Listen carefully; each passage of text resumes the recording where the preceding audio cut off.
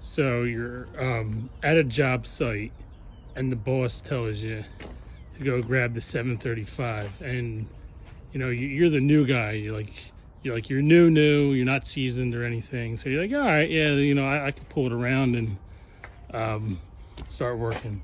So you find the machine, you start walking up in it, 3 points of contact, and like, wow, nice machine, brand new and everything.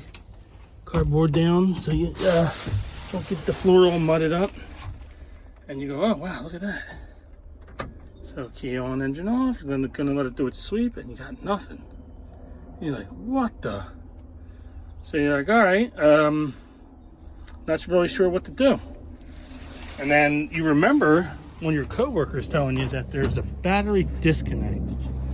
So you're thinking, where is the battery disconnect? So you're looking all over the machine. Well, this video is meant strictly for this, to find the battery disconnect.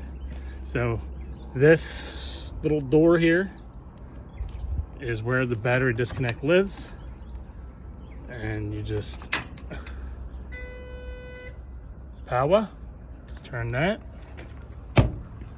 Shut the door. Don't forget to do that. You don't want that flapping around. And you walk back up. It's talking, kind of. So you're like, all right, cool. And you go to fire her up. And it works. So hopefully that's helpful to somebody. And this video is about the location of where the battery disconnect is, because summertime it won't kill you, but the wintertime it will, and you always want to hit that disconnect as much as you can, especially in the wintertime. Okay, thank you. Hopefully this helps someone.